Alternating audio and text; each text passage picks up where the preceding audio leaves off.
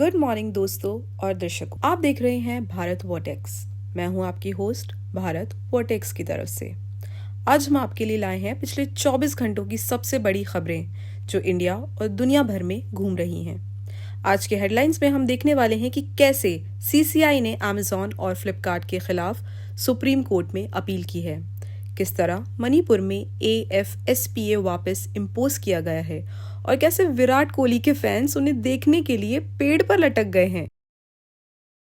ये सारी टॉप खबरें हमने आज की न्यूज सेगमेंट में कवर की हैं, तो चलिए शुरू करते हैं। सबसे पहली हेडलाइन, अमेजॉन और फ्लिपकार्ट के एंटी ट्रस्ट केस के लिए competition commission of India which is CCI ने सुप्रीम कोर्ट में अपील करने का प्लान बनाया है। ये डिसीजन उन्होंने लगभग 24,000 स्मॉल सेलर्स की कंप्लेंट्स को सॉल्व करने के लिए लिया है। ये केस काफी टाइम से चल रहा है और स्मॉल सेलर्स का कहना है कि बड़ी कंपनीज के मोनोपोलिस्टिक प्रैक्टिसेस उनके बिजनेस को नुकसान पहुंचा रही हैं।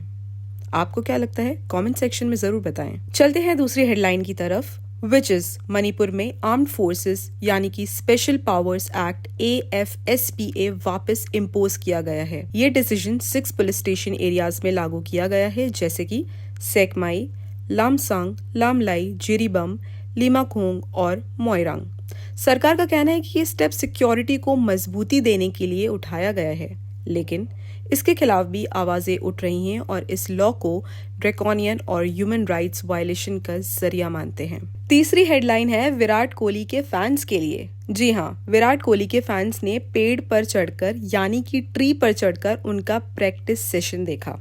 बॉर्डर गावस्कर ट्रॉफी के ट्रेनिंग सेशन में कोहली की सिर्फ एक झलक पाने के लिए फैंस ने सब कुछ करके दिखा दिया। ये फैंस के जुनून और क्रिकेटर्स के प्रति उनकी लगन का एक उदाहरण भी है। चलिए बढ़ते हैं अपनी चौथी हेडलाइन की तरफ। Uttar Pradesh public service commission यानी कि UPPSC एग्जाम 2024 एक दिन में होगा।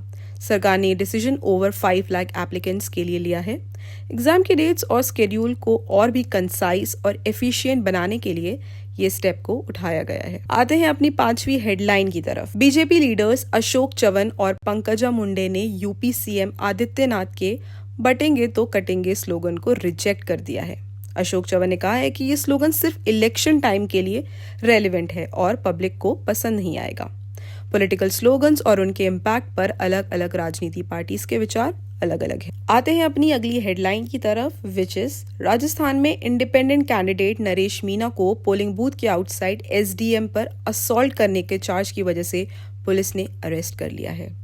इलेक्शन के दौरान लॉ एंड ऑर्डर मेंटेन करना इम्पोर्टेंट है और इस तरह के इंसिडेंट डेमोक्रेसी के लिए एक चैलेंज होते हैं। आज की सातवीं और आखिरी हेडलाइन, इसराइल के मिलिट्री ऑपरेशंस गाजा में एड डिलीवरीज को ब्लॉक कर रहे हैं।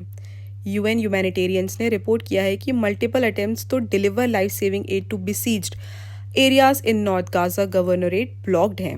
ये ह्यूमैनिटेरियन क्राइसिस को और भी बढ़ा सकते हैं और इंटरनेशनल कम्युनिटी ने इस पर अपनी चिंता व्यक्त भी की है। सो दोस्तों, ये तो थी आज की सबसे ताज़ा और बड़ी खबरें। आपको कैसा लगा? कमेंट सेक्शन में ज़रूर बताएं और ऐसी ही मसालेदार और न्यू अपडेट्स के लिए फॉलो करें भारत वॉटेक्स को। मिलती हूँ आपसे अगले एपिसोड में।